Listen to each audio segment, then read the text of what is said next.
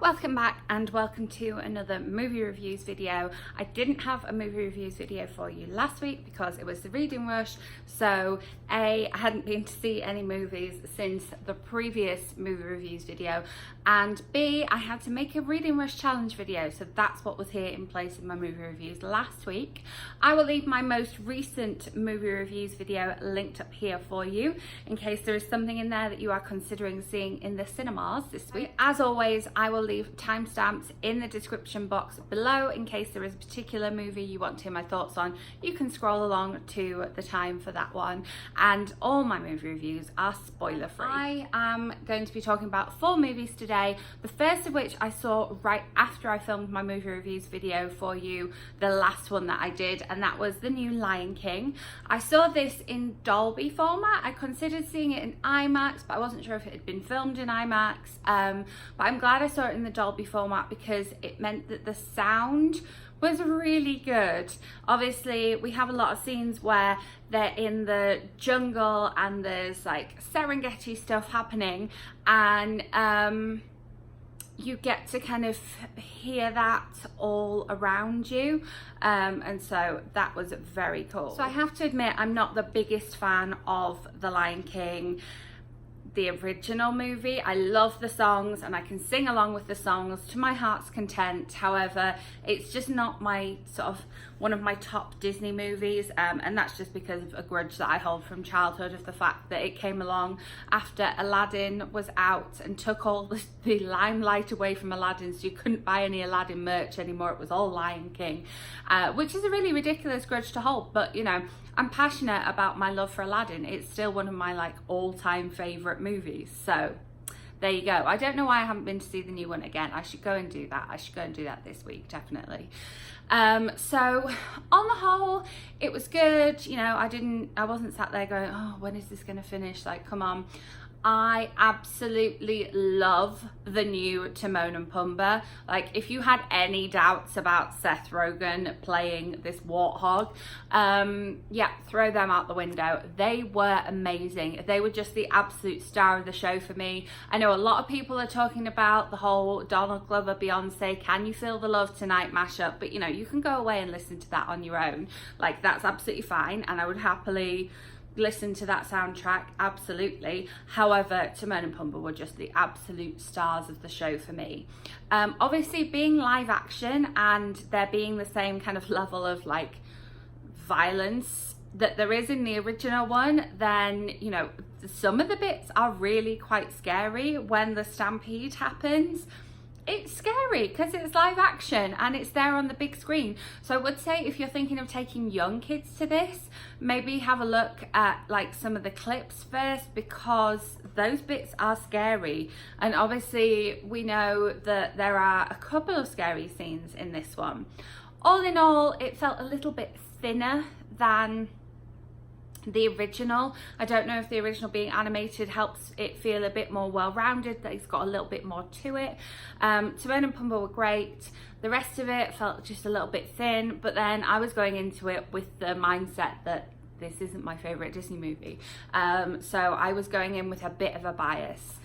It's long as well, so you have to bear that in mind. Again, if you're taking kids to see it, like, there were some well-behaved kids in my audience, but there was a lot of adults in my audience, so just bear that in mind. I would recommend it. Whether I'd recommend, you know, paying the money to go and see it in the cinema, I don't know. That's going to be a kind of common theme for my movie reviews this week, because the other films I kind of felt the same way about. So then after I saw that on that Sunday, I then didn't see another film again until this Thursday when I did a triple feature because I was off work. Why not? Why not? So the first film that I saw was The Art of Self-Defense, which I'd seen a few trailers for. It seemed like a cool sort of indie pick. I like that kind of thing. And yeah, so it's this guy who gets mugged and then decides, okay, am I going to buy a gun? Am I going to like beef up? How am I going to like arm myself and make sure that, you know, I'm versed in the art of self-defense? And so he finds this karate studio and dojo, and decides to train in karate and kind of gets on really well with that. It does make him a more assertive person, and it does help him at work because after the mugging he was in the hospital for quite a while, and the story kind of goes from there really. This film is much more violent than the trailers make it out to be. This film also is done in a very kind of unique style. I would say that it's almost like a bit satirical, a bit taking the mick out of itself, and there are some funny bits, but overall I was just left feeling a little bit flat. I actually had the cinema to myself for this one, and I think that that was a dangerous thing because I was in the back row as well, and it meant that like if I wanted to check a message that had come through on my phone, I could do that because there was no one else in there, and I did find myself doing that a little bit. The film wasn't keeping my attention, so this is one I would watch for yourself and form your own opinion of. I wouldn't recommend going to pay for a ticket to see it in the cinema though. I would recommend waiting until it comes to streaming or however you get your movies once they've been in the cinema.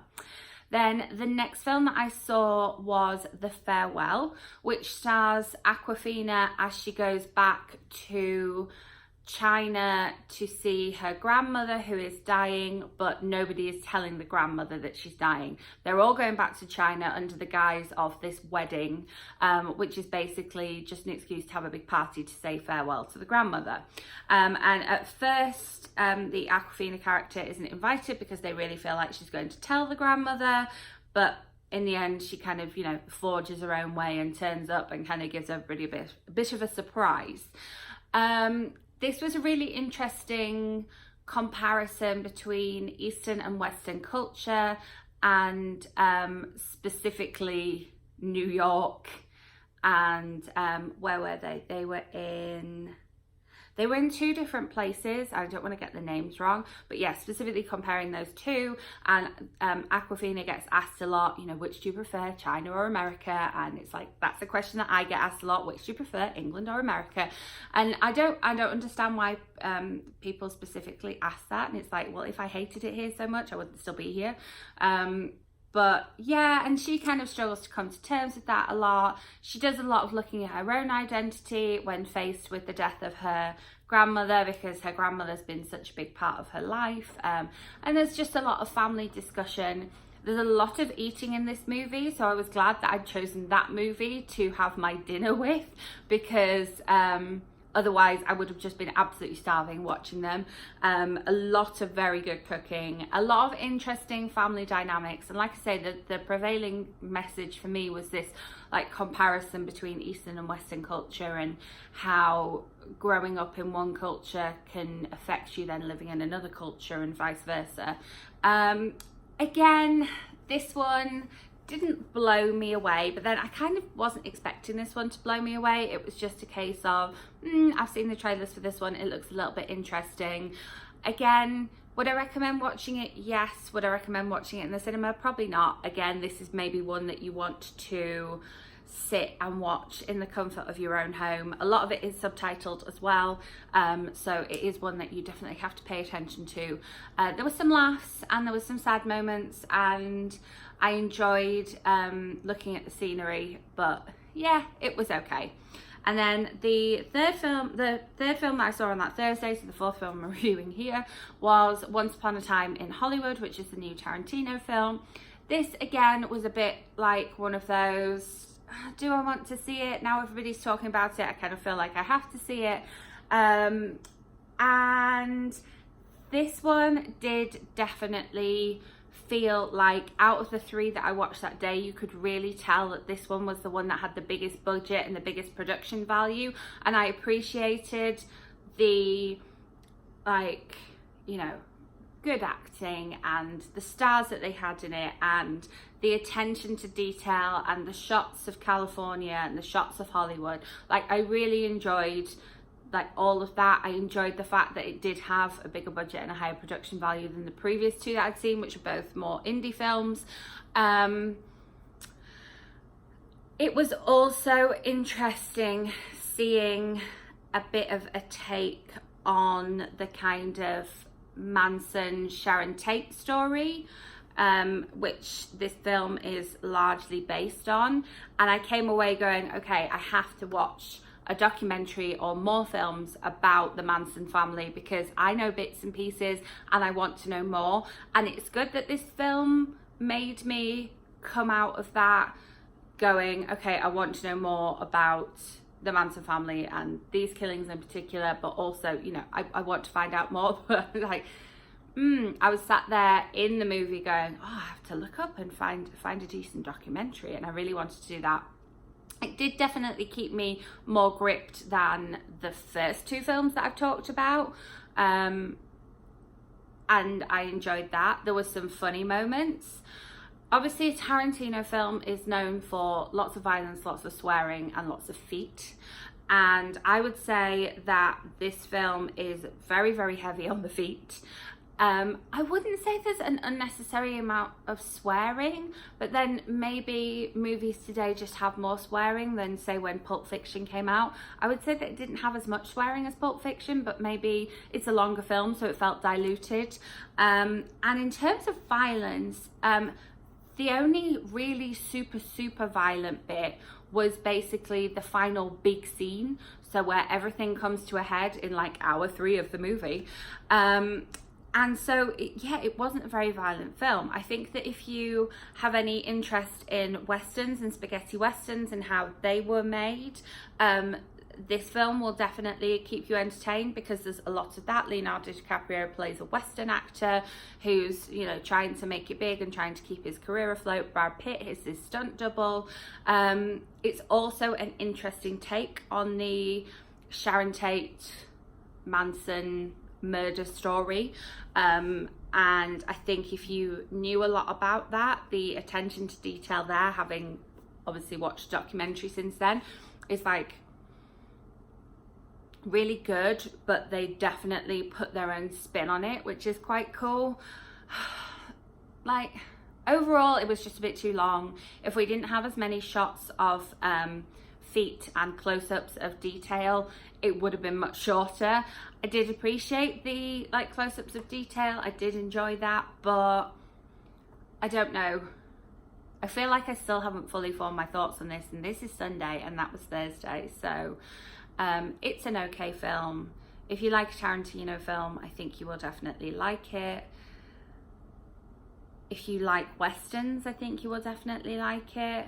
It's maybe one of those that I'm gonna say, maybe enjoy it in the comfort of your own home rather than going and spending your money on a ticket for it, which seems to be my like message of this video, is that I've seen some okay films in cinemas, but maybe I wouldn't recommend that you watch them in cinemas. That's generally my message of the whole video. So yeah, if you've made it this far, thank you so much for watching. I hope you've enjoyed. Let me know in the comments, as always, if there is a particular movie that you want to hear my thoughts on.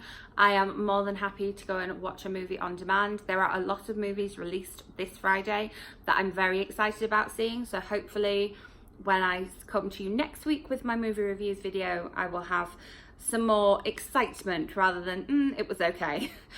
Make sure you are subscribed so that next week's movie reviews video lands in your subscription feed.